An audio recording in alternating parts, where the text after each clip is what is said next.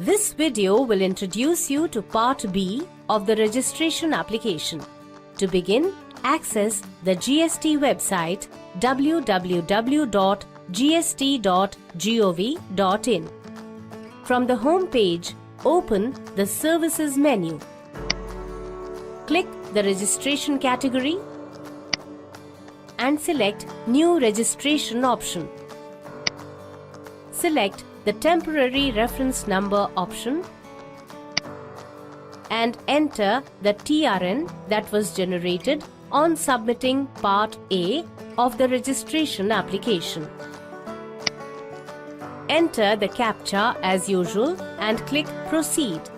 This will trigger an OTP. Enter the OTP received and proceed further. Notice the status of the registration application shows as Draft. Go ahead and click the Edit icon. Part B has 10 sections, with each section containing multiple fields that need to be filled up. Make sure to fill out all the mandatory fields, otherwise you will not be able to complete Part B. You get 15 days to fill and submit this application.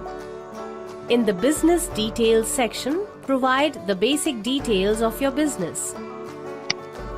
Be careful when you select the Constitution of Business from the available options. Click the link to find out your central jurisdiction. Fill out rest of the fields and add information about your existing GST registrations, if any. Click Save and continue to save this information. Notice the Business Details section's color has now changed to blue and also has a tick on it, indicating the section is filled. You can now navigate to any section of the application and start filling the application. In the Promoter or Partners section, enter the personal information, identity information, and the residential address of the partner or promoter. In case of director, enter the director identification number allotted by the Ministry of Corporate Affairs. Next, upload the photograph of the person whose information is provided. Make sure the photograph is in JPEG format and size is less than 100 KB. In the Other Information section, select the slider to Yes if this person needs to be an authorized signatory also. Let's keep it as No for now. The next section allows entering details of the authorized signatories. Set the primary authorized signatory and enter relevant personal information.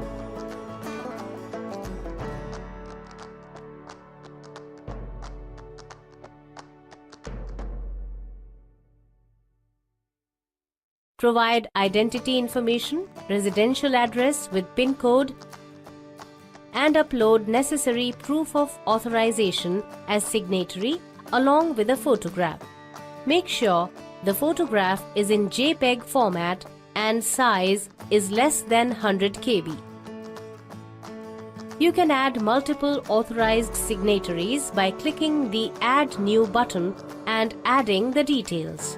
Click Save and continue to save this information. In the next section, you may enter details of any authorized representative if desired. Else, move to the next section, Principal Place of Business.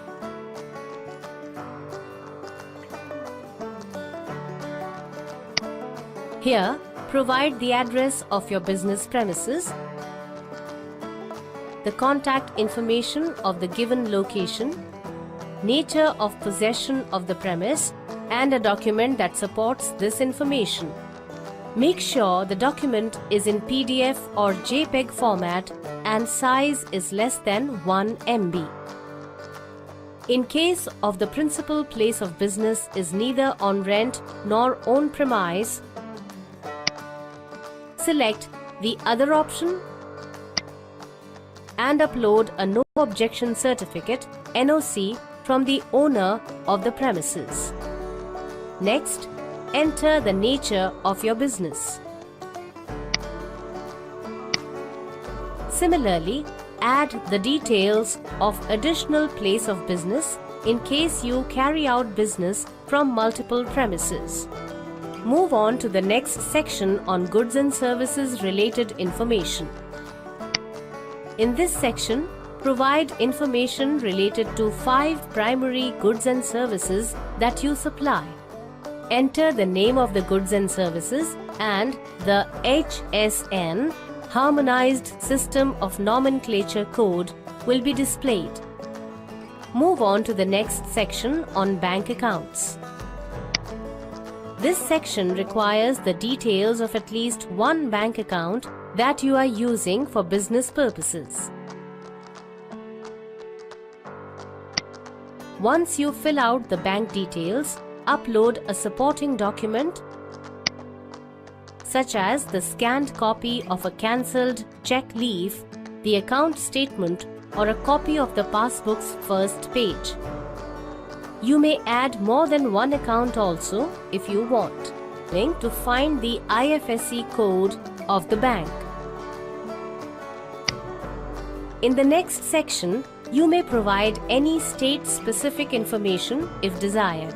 Else, you can jump to the last section of the application to verify that the information furnished is true and correct to have a legal binding.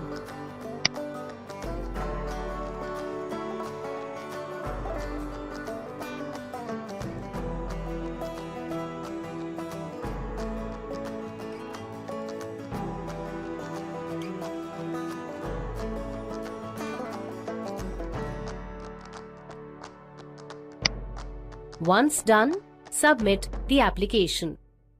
For companies and limited liability partnerships, LLPs, it is mandatory to submit the application using the PAN-based Class 2 or 3 Digital Signature Certificate (DSC).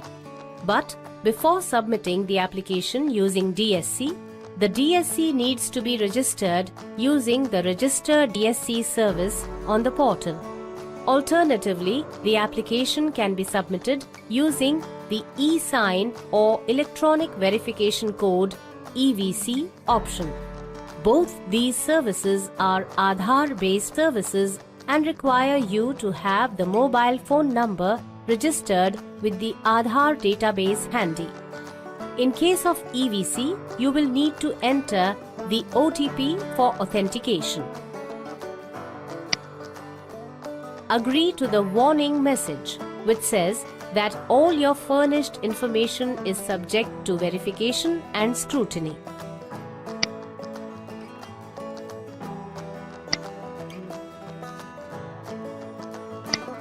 Upon successfully submitting Part B of the registration application, an acknowledgement reference number (ARN) will be displayed as well as sent on your mobile phone number and email address.